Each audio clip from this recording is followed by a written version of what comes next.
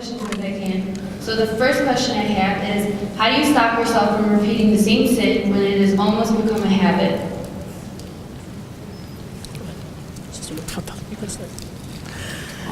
Bismillah ar-Rahman ar-Rahim. You know, with every habit that we have, or something that we repeat often, there's usually a place associated with it. There's usually maybe a time of day, and there's usually sometimes a group of friends that can be associated with that as well. One recommendation I would make is see how you can change that up. If it's something that you use your laptop with to do something that's haram, and you need to use your laptop for other things, then change the location of it. So now it's in a public area, it's in your living room or your family room or amongst other people, on your dining table, whatever it is. Borrow somebody else's. If it's with a group of friends and it's this time of day, then say, make an excuse and say, I need to go somewhere else. I have an appointment, I have something else to do. When you start changing small details that surround your habits, because that's become the consistent thing, that will help you. If there comes a certain time of day where you do something, then now busy yourself with something else. Put a reminder so that you do the opposite, or you do something else that now will consume that time of day. And of course, ask Allah subhanahu wa ta'ala for that help, because only He can help you, inshallah. I hope that can help. If any of you have anything to add. Bismillah, alhamdulillah, wa salatu wa salam ala rasulillah. Jazakallah khair. That was an awesome answer. Just to add to that, one of the things that I often tell people is that when it comes to certain sins, and this is not all sins, but certain sins that a person is struggling with, it's important to speak to a professional. And what I mean by that is like an imam or a scholar or whatever. And hopefully that imam or scholar, they should have the ability to tell you if this problem has transitioned into maybe something like an addiction. Because if it has become an addiction, then once again a person needs professional help, to speak to a therapist or a counselor or something like that. Sometimes a person gets involved in a sin, and it is simply that, it is a sin. And yes, there are certain behavioral things that we can do, many of the things that were just mentioned, and obviously turning back to Allah subhanahu wa ta'ala, and there's definitely a spiritual aspect to that. However, if it does transition into becoming an addiction, at that point it becomes an illness. So along with the spiritual aspect of this problem, we also need to get professional help. So that's just a quick side note. I think sometimes that gets overlooked, and that could be, and I've personally met people who sought professional help, and they were able to overcome that sin, or at least have a clear path towards recovery. Wallahu a'lam. Sheikh, I want to add to Okay, so the next question I have is, how can we remind ourselves of death to help prevent us from sinning? Yes.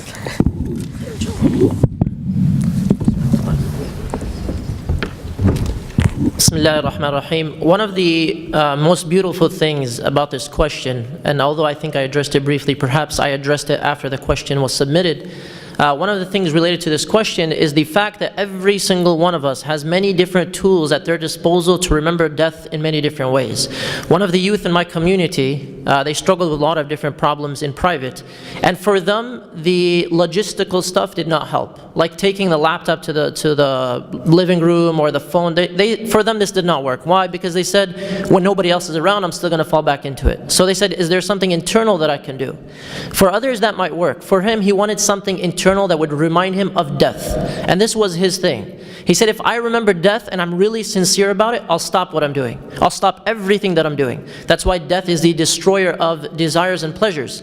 So what did he do? He said he revamped everything. His wallpaper, his laptop screen, he has in his room posters about death, reminders, calligraphy, and so on and so forth. He says anytime he ignores all of these signs around him and he's about to commit any type of sin, he says, I do something called a power move. So he takes 60 seconds reflecting on specific ayat and ahadith related to death.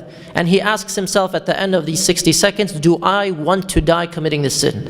For him, this worked. There are many different things that will work for everybody else. Try something that works for you. Is there a recitation of the Quran that moves your heart more than other recitations? Is there a clip that you can put on your home screen, something you can access quickly, something that will jolt your heart and make you think twice?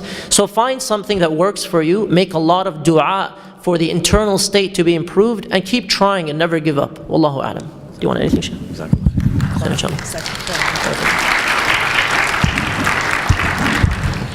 Okay, so the next question I have is, what advice can you give to those who are active in serving their community and are struggling with finding a private deed to consistently do?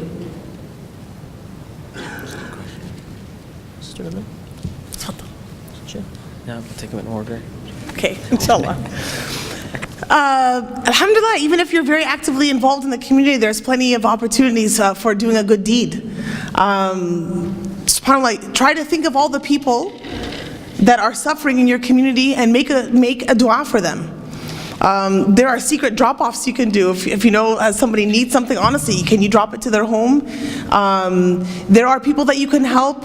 This is all people related, people person. There are people that you can help that nobody knows. There's donation that you can make that can be something that's online. It doesn't have to be, or something that you can drop into the masjid. Just make the intention, and inshallah you will find that way. Inshallah.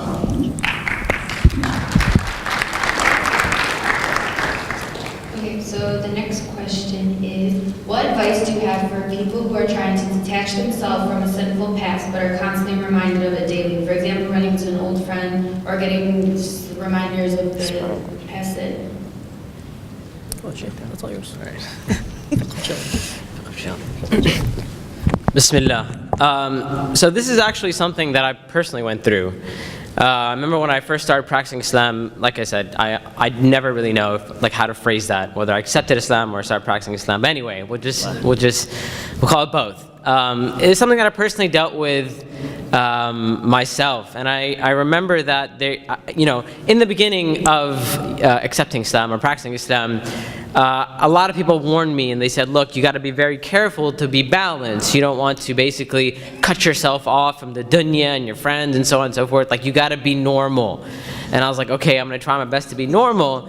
And I found it to be very, very difficult and very, very challenging for myself, because a lot of things that we're used to can become triggers. Triggers for certain sins, triggers for certain behaviors, triggers for a particular lifestyle.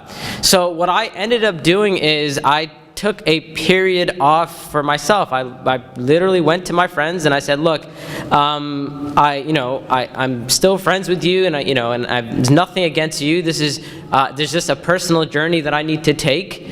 I need some time to myself, and I need to work on myself.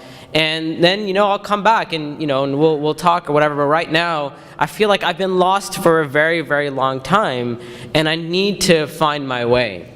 And it was difficult, I'll be honest with you, it was difficult to do that, but it's only when I did that and I actively started gaining knowledge that I found that I was able to make that transition. I remember, subhanAllah, one day I got a phone call from Dave. Y'all know who Dave is? No, nobody knows. Okay, so Dave was my lead guitarist in my band, and he calls me about a year or two after, about a year after I haven't spoken to him. And he calls me up, he goes, hey man, I hope everything's well. I've been calling you, haven't been able to get in touch with you. How's it going? I'm like, yeah, I'm fine, whatever. He goes, hey, so I'm putting a band together. And I'm like, no, I don't think I'm going to be interested, man. And he goes, no, but listen. I'm putting a band together, and I have the right people. I found a really good drummer. My band would always struggle with finding a drummer for some reason. And he goes, we have a great drummer and amazing this. We just need like a lead. We just need. And I'm like, look, I'm sorry, I can't do it or whatever. And he wouldn't understand.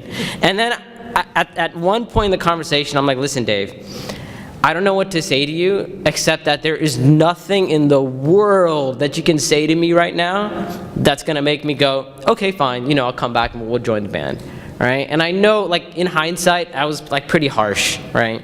But still, in that moment, that is something that I needed for myself, that there is a disconnect. There is, a disconnect from that life that I had where certain things were normal, right? And what is normal and what is not normal? We're struggling with this on a daily basis. So many sins have become normalized for us, right? And things have become desensitized that we think it's normal. And so we kind of sometimes need to detach ourselves from what everyone else or a certain group of people think is normal and find out what is normal for us. What is good and moral and correct behavior, and what is a moral life for us. And sometimes that does mean taking a break and finding others that can fill that void, right? Finding those type of friends, communities, whether it be MSA, whatever it may be, a place where you can find people who not necessarily are better than you or more religious than you. At least they're trying to go where you're going. They want to take the journey that you're taking. That's just one of the things that comes to mind. Wallahu ta'ala a'lam.